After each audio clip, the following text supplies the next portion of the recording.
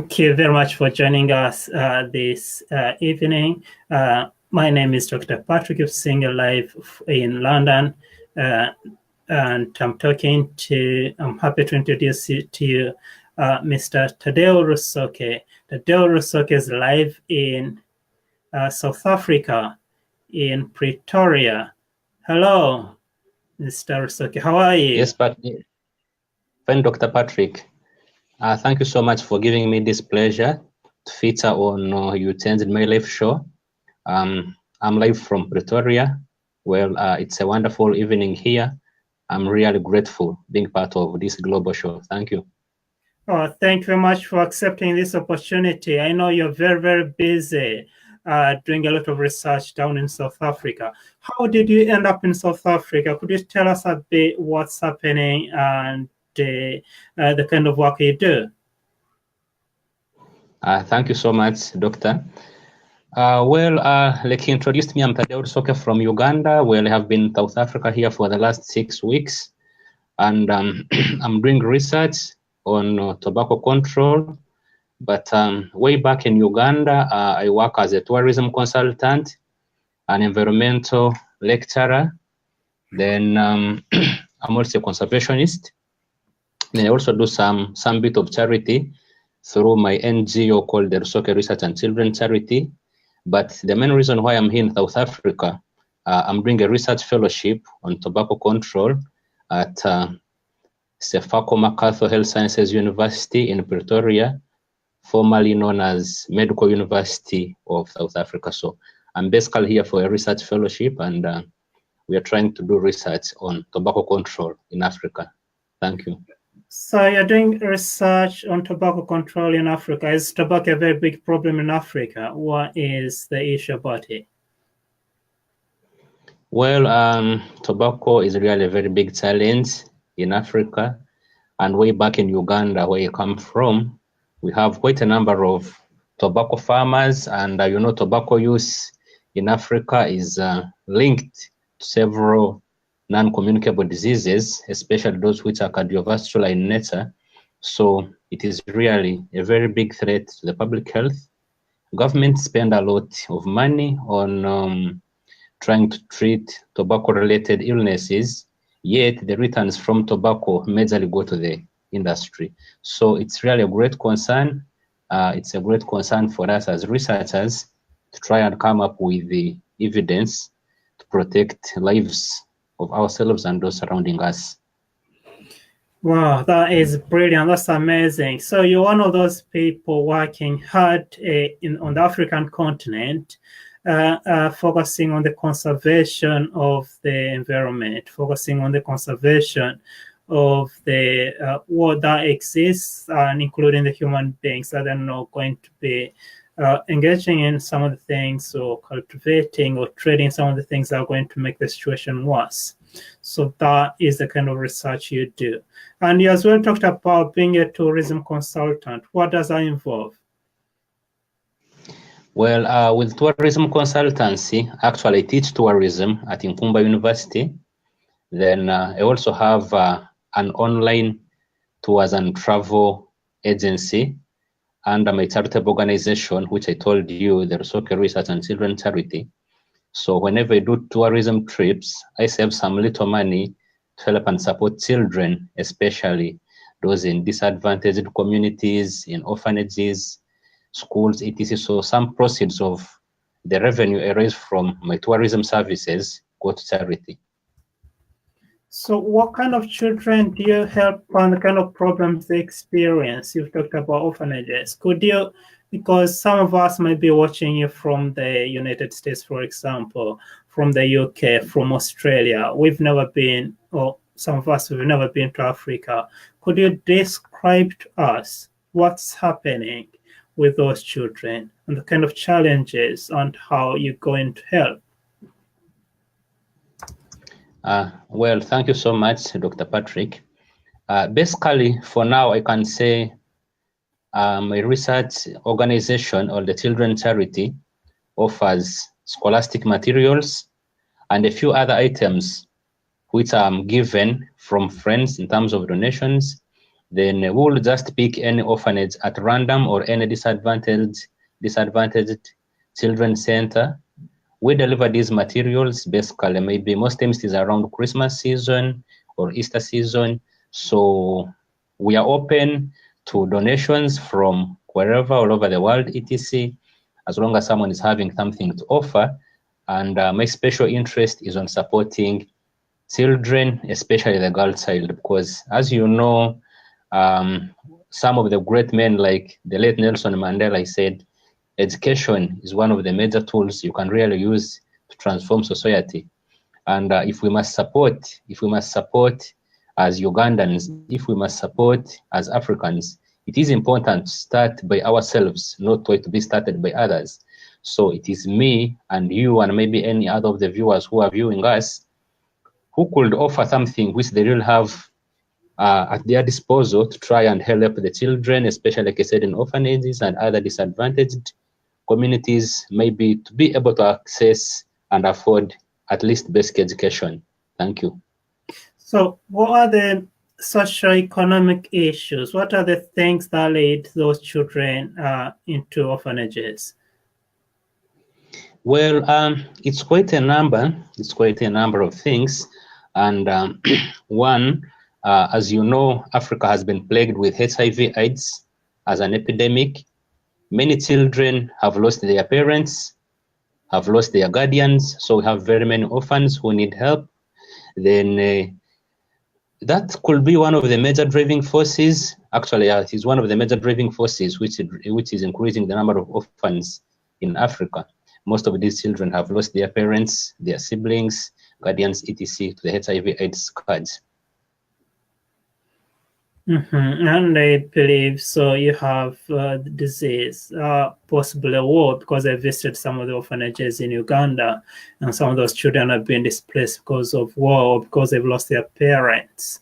Both parents and at an early age, they cannot stay in their maternal home by themselves, so they end up in orphanages. Some of them is natural events like landslides. At one point there was landslide somewhere in Bududu, eastern part of Uganda, and again those they do display as well those children. So what are the conditions like in those orphanages? Just to give us a picture of what's happening. Well, I could say, as you know, like we have already defined it as an orphanage. The conditions are one thing. I can say these children need to be helped in terms of, like I said, access to basic education in terms of scholastic materials, then clothing, shelter, and as you know, the economic situation is also biting in most of our African countries. So basically the basic needs will be, they need maybe to have some shelter, they need to have some maybe beddings, they need to have some reading materials, scholastic materials, and maybe meals at the same time, because in some of these orphanages which I have visited, you really find that it is even difficult for the home caregivers to really provide the 3 meals which would be required for anyone to take in a day. So it is a very big challenge because most of these orphanages are either privately funded or they rely on donations. And whilst I don't know if there could be others which are supported by government, but most of these are relying on donor fundings and gifts from people who are willing to sacrifice maybe 1 or 2 shillings to give these children a better life. So the challenges basically are on the basic needs which any human being would want. Well, thank you very much for sharing that, and hopefully our viewers will have a chance to, whoever views this will be able to, if they want, they can connect with you. How can people connect with you if they want to support that charity that you use to provide some of these basic needs to those children? How can they get in touch with you? Basically, I do my work from around Nkumba University. So my main address is Nkumba University, Entebbe, Uganda. Then maybe after the interview, I could share my email address and maybe some telephone contacts. But my main address is Nkumba University, PO Box 237, Uganda. Thank you very much for sharing that and for that concern for the children living in orphanages, for children who have been displaced by war, disease, natural disasters, and so on. Ladies and gentlemen, in case you've just joined us, this evening I'm talking to Mr. Taddeo Rusoke. He's live from Pretoria in South Africa, but his main home is Uganda, and he's a conservationist. He is a tourism consultant. He is a lecturer at the University of Nkumba in Uganda. So, looking at your journey to where you are now, how did education help you to change your life? Thank you so much. Well, I spent 23 years of my life in a rural village that is somewhere in Butiti sub-county in Cyanzozo district, Western Uganda. And when you compare our education systems in the rural areas versus the urban centers, it is quite challenging. And quickly, I will first go through the schools which I attended. Then I can try to paint the picture of how education has changed my life. And I believe it will give a good impression to our viewers on how really it is important to give education as a foundation for better lives and maybe society development. Well, to start with, I started my education career way back in 1993. That is at St. Augustine's Butiti Demonstration Primary School. I schooled there for 8 years. That is including 1 year for nursery. Then I joined O-level at a school called Maddox Senior Secondary School, still in Cyanzozo district. Then I went for my A-levels at Nyakasura School, that is in Fort Portal, one of the great schools in Western Uganda. Then from there, I joined Nkumba University. From 2006 up to 2009, I did my first degree in wildlife management at Nkumba University. I also did my master's degree at Nkumba University, that is in 2011 to 2012. That is a master's degree in environmental health. Then I'm currently doing my PhD at the same university, but right now, like I said, I'm for a research fellowship at the Medical University of South Africa. Well, now, to explain much more better on how education changed my life, it has not been a straight path to be where I am today. Well, great people say that I may not have achieved what I would like to achieve, but at least I'm better than where I used to be before. So to me, that is very important. And my education actually, right from primary to completing O-level studies, it was quite challenging, since for primary school, I had to walk 2 kilometers every day to school and 2 kilometers back home. So I used to walk barefooted, whether it has rained or not, for 4 kilometers each day to attend my primary schooling. Then when it came to doing O-level studies or ordinary level studies, the distance increased even more. Actually, it tripled. So this time around, I had to do 6 kilometers every day to attend school. Whether it has rained or not, you really have to walk to school. You must keep time. If you don't keep time, then sometimes you have to be punished for not keeping time. Teachers will never want to know the conditions you have to go through. And we have a very big river in between those schools. Whether it has flooded or not, you really have to attend school. So it hasn't been easy, but all in all, when you remain focused, determined, etc., at the end of the day, you can achieve your dream. Well, I never thought at one point that I would become a lecturer. So at 25 years, I started my career as a lecturer at Nkumba University. And actually, this coming October, I will be making 8 years of university teaching. So I started teaching at 25 years. and now I'm 33, so I have really thought for about 8 years, and it's quite interesting. But what I'm trying to bring out in all this is that no matter the family background, where you come from, the challenges you encounter, at the end of the day, if you remain focused and determined, then definitely you can achieve your goals. So whenever I tell my colleagues about my story, my life story, walking to school barefooted, putting on shoes was a luxury. It is the fruits of education that have now enabled me to be on flights, because actually this is my second time in South Africa. So I'm just traveling because of education, and my research fellowship is funded by the African Center for Tobacco Industry Monitoring. But had it not been for education, maybe I would have gone back in the village. Well, I don't know what I would have been. But what is most important in all this, how education changes your life, it is the society which we come from, and maybe the cooperation from the different people surrounding us, right from our siblings, our parents, etc. Parents really have to sacrifice a lot to ensure that one affords decent education.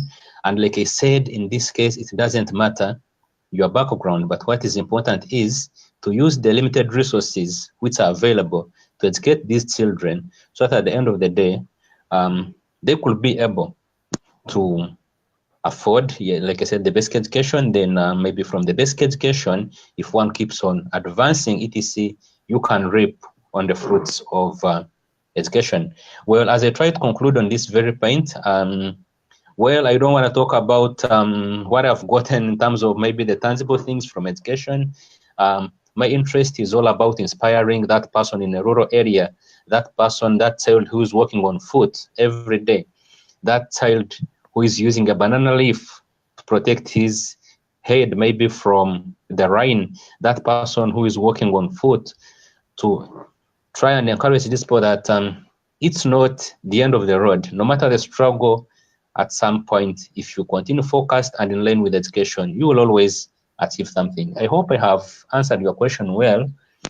Yeah, thank you. Thank you very much for that comprehensive answer, for that comprehensive and inspiring story, which to me, I do as well identify myself in that story. But what is important and learned from your story is that with education, you can achieve whatever you want. And there are people who don't take education seriously.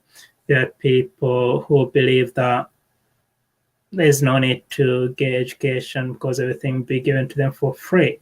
But here we see someone who has gone on to struggle, right? From being, as you say in your upcoming book as a co-author, from village boy to university lecturer. That is a big journey. That's a dream come true.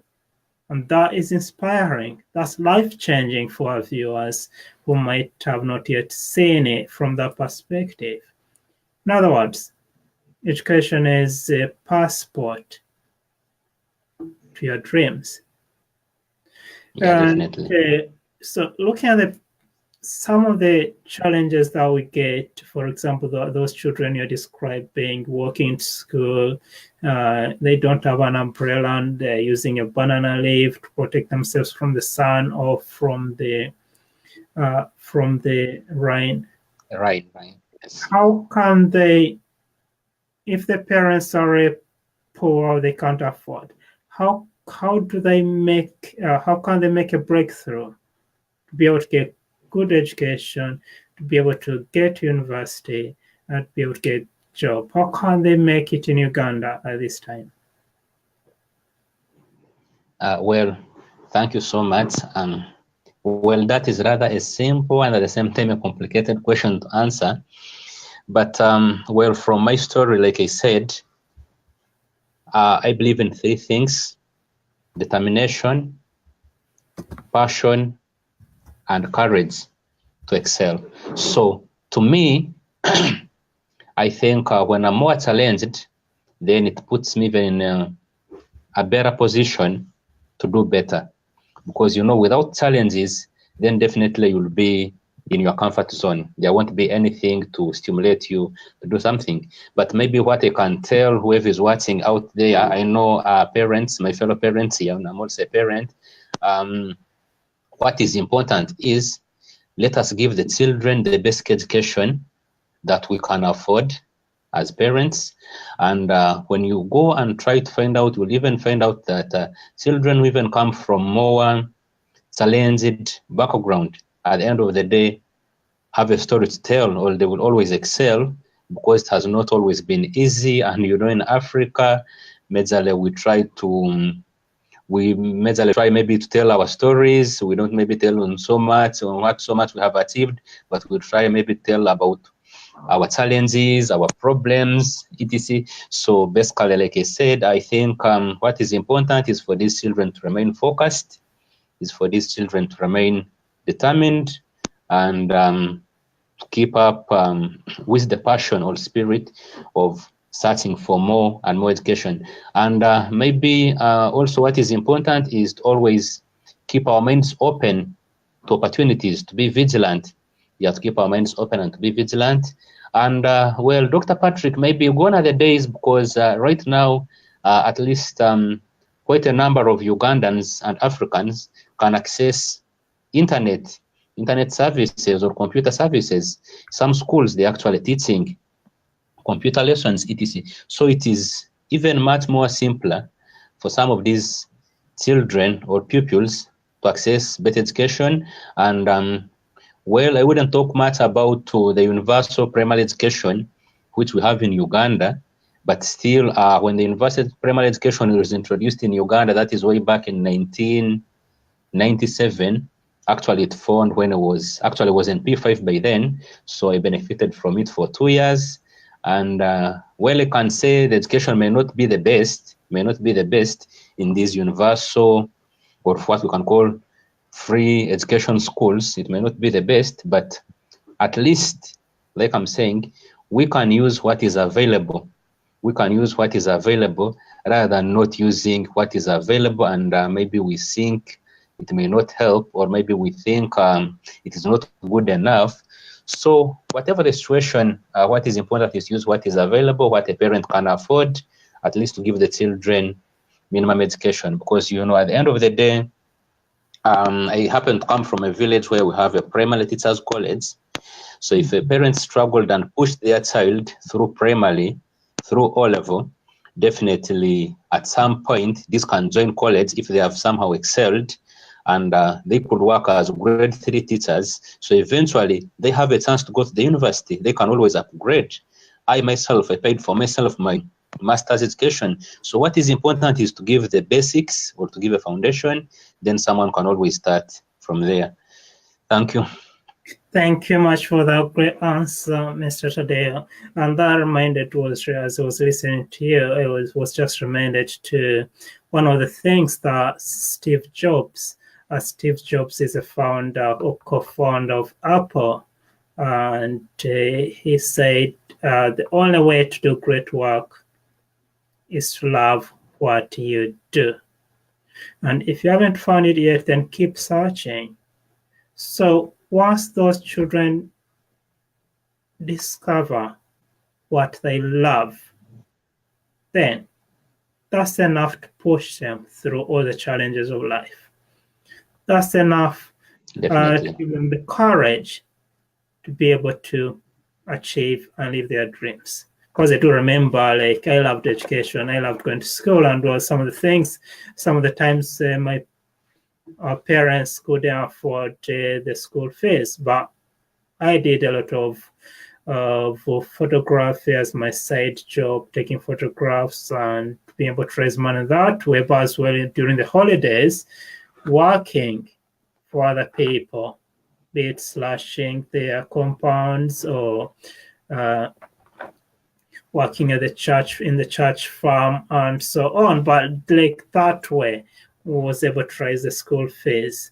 And again, now I think it's easier in Uganda for people to get education, for people to get what they want, for people to live their dreams because of the new technologies. Growing up, do remember in my secondary school. It was one of the best in the country, in the region. And studying history, European history, we only had one textbook. Only one textbook.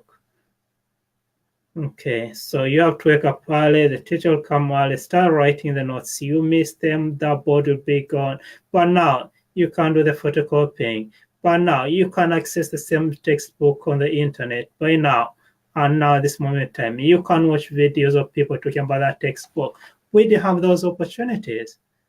So there is much potential in Uganda. There is much opportunity in different African countries where children, parents, carers, and everyone can tap into and through education achieve their dreams as you do. Yeah, definitely. What are the kind of things that you do now to help other people, support people as well through education, get the best out of life?